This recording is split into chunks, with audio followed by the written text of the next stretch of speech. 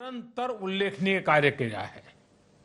Japan information and study centre भी इसकी एक मिसाल है। साथियों, भारत और जापान जितना बाहरी प्रगति और उन्नति के लिए समर्पित रहे हैं, उतना ही आंतरिक शांति और प्रगति को भी हमने महत्व दिया है। जापानी जैन गार्डन शांति की इसी खोज की, इसी सादगी की एक सुंदर अभिव्यक्ति है। भारत के लोगों ने सदियों से जिस शांति, सहजता और सरलता को योग और अध्यात्म के जरिए सीखा समझा है, उसी की एक झलक उन्हें यहां दिखेगी। और वैसे भी जापान में जो जैन है, वही तो भारत में ध्यान है। बुद्ध ने यही ध्यान, यही बुद्धत्व संसार को दिया था। और जहां तक काइजन की संकल्पना है, ये वर्तमान में हमारे इरादों को मजबूती की, निरंतर आगे बढ़ने की हमारी इच्छा शक्ति का एक जीता जागता सबूत है।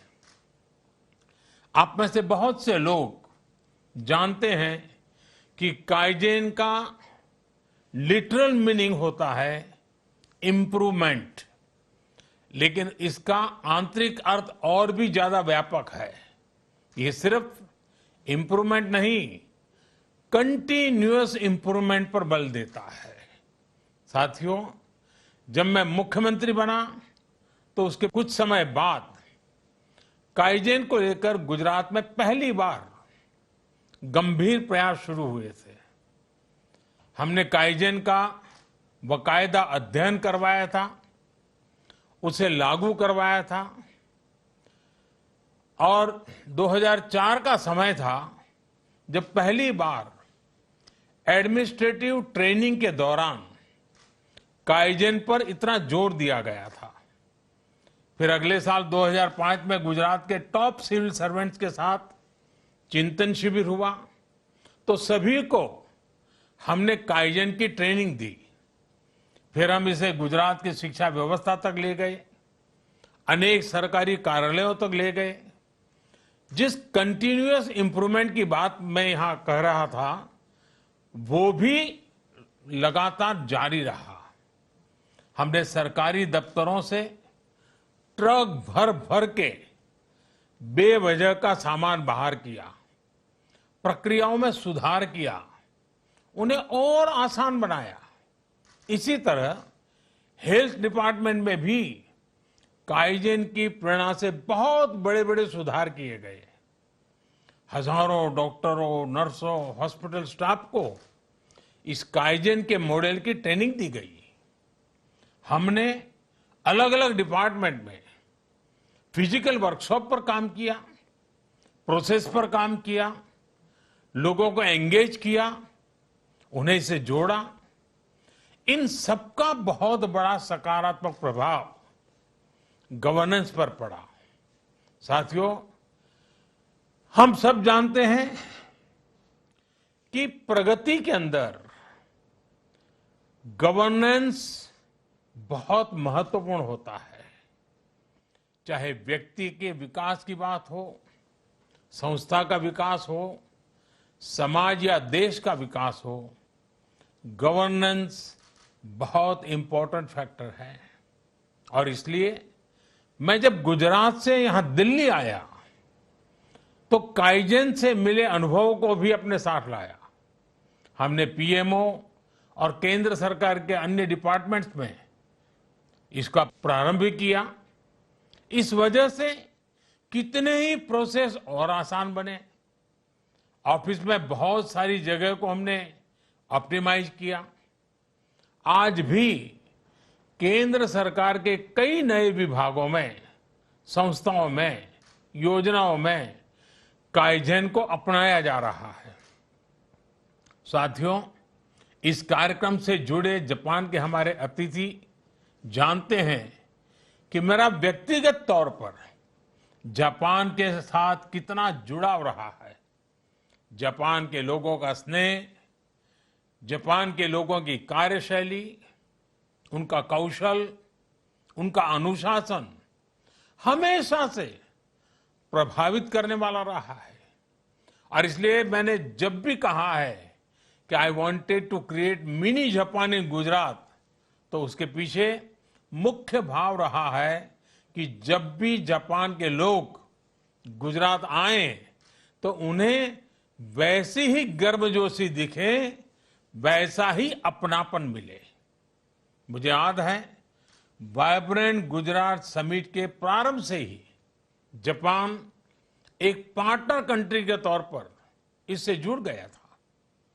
आज भी वाइब्रेंट गुजरात समिट में सबसे बड़े जो डेलीगेशन आते हैं उसमें एक जापान का ही होता है। और जापान ने गुजरात की धरती पर यहां के लोगों के सामर्थ्य पर जो विश्वास जताया है, यह देखकर हम सबको संतोष होता है।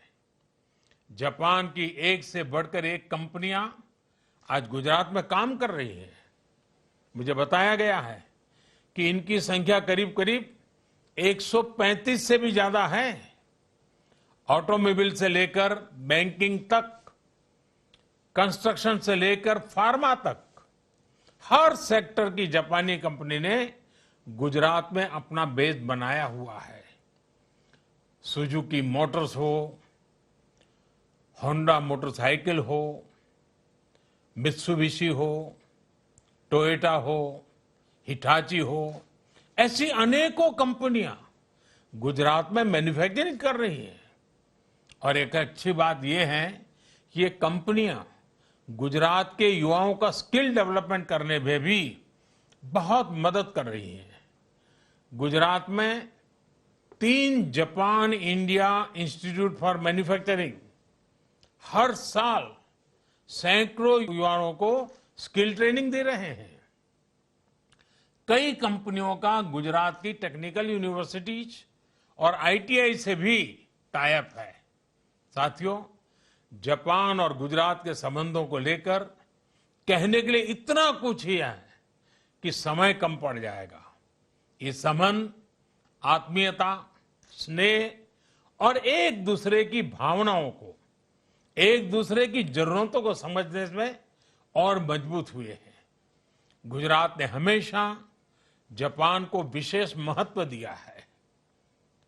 अब जैसे जेट्रो ने ये जो अहमदाबाद बिजनेस सपोर्ट सेंटर खोला है, उसमें एक साथ 5 कंपनियों को plug and play work place facility देने की सुविधा है।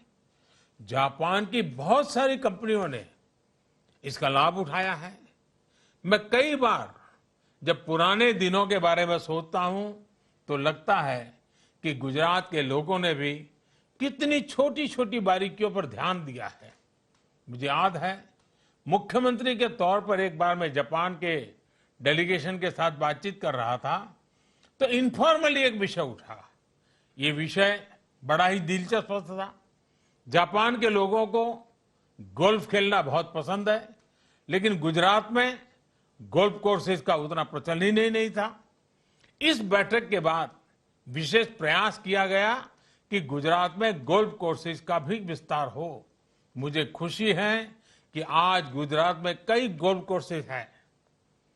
कई रेस्टोरेंट्स भी ऐसे हैं जिनकी विशेषता जापानीज फूड है। यानी एक प्रयास रहा है कि जापान के लोगों को गुजरात में फील एट होम कराया जा सके। हम लोगों ने इस बात पर भी बहुत काम किया कि गुजरात में जापानी भाषा बोलने वालों की संख्या भी बढ़े। आज गुजरात के प्रोफेशनल वर्ल्ड में बहुत से लोग ऐसे हैं जो आसानी से जापानी बोलते हैं। मुझे बताया गया है कि राज्य की एक यूनिवर्सिटी जापानी भाषा सिखाने के लिए एक कोर्स भी शुरू करने जा रही है। एक अच्छी शुरुआत होगी। मैं तो चाहूंगा कि गुजरात में जापान के स्कूल सिस्टम का भी एक मॉडल बने। जापान के स्कूल सिस्टम में वहां जिस तरह आधुनिकता, श्रम और नैतिक मूल्यों पर जोर दिया जाता है, उसका मैं बहुत प्रशंसक रहा हूं। जापान के ताइमेल स्कूल में मुझे जाने का अवसर मिला था और वहां बिताए पल मेरे लिए एक प्रकार से यादगार है। उस स्कूल के बच्चों से बात करना मेरे लिए आज भी एक अनमोल अवसर मैं कह सकता हूं। साथियों, हमारे पास सदियों पुराने सांस्कृतिक संबंधों का मजबूत विश्वास भी है और भविष्य के लिए एक कॉमन विजन भी। इसी आधार पर पिछले कई वर्षों से हम अपनी special strategic and global partnership को लगातार मजबूत कर रहे हैं। इसके लिए पीएमओ में हमने जापान प्लस की एक विशेष व्यवस्था भी की है। जापान के पूर्व प्रधानमंत्री और मेरे मित्र श्रीमान शिंजो आबे जब गुजरात आए थे तो भारत जापान रिश्तों को नई गति मिली थी। बुलेट ट्रेन प्रोजेक्ट का काम शुरू होने पर वो बहुत उत्साहित थे। आज भी उनसे बात होती है तो वो अपने गुजरात दौरे को जरूर याद करते हैं। जापान के वर्तमान प्रधानमंत्री श्रीमान योशिहिदे सुगा भी बहुत सुलझे हुए व्यक्ति हैं। पीएम सुगा और मेरा ये विश्वास है कि कोविड पैंडेमिक के इस दौर में भारत और जापान की दोस्ती, हमारी पार्टनरशिप ग्लोबल स्टेबिलिटी और प्रॉस्पेरिटी के लिए और ज्यादा प्रासंगिक हो गई है। आज जब कई वैश्विक चुनौतियां हमारे सामने खड़ी है तो हमारी ये मित्रता, हमारी ये रिश्ते दिनों दिन और मजबूत हो, ये समय की मांग है। और निश्चित तौर पर काइजन एकेडमी जैसे प्रयास इसका बहुत सुंदर प्रतिबिंब है। मैं चाहूंगा कि काइजन एकेडमी जापान के वर्क कल्चर का भारत में प्रचार प्रसार करे, जापान और भारत के बीच बिजनेस इंटरेक्शन बढ़ाए। इस दिशा में पहले से जो प्रयास चल रहे हैं हमें उन्हें भी नई ऊर्जा देनी है। जैसे गुजरात यूनिवर्सिटी और ओसाका के ओतेमोन गाकुइन यूनिवर्सिटी के बीच Indo Japan students exchange program है। ये प्रोग्राम 5 दशकों से हमारी रिश्तों की मजबूती दे रहा है। इसका और विस्तार किया जा सकता है। दोनों देशों के और संस्थानों के बीच में भी इस तरह की पार्टनरशिप की जा सकती है। मुझे विश्वास है हमारी ये प्रयास इसी तरह निरंतरता से आगे बढ़ेंगे और भारत जापान मिलकर विकास की नई ऊंचाइयां हासिल करेंगे। मैं आज इस कार्यक्रम के माध्यम से जापान को, जापान के लोगों को टोक्यो ओलंपिक के आयोजन के लिए भी बहुत बहुत शुभकामनाएं देता हूं। आप सभी का बहुत बहुत धन्यवाद।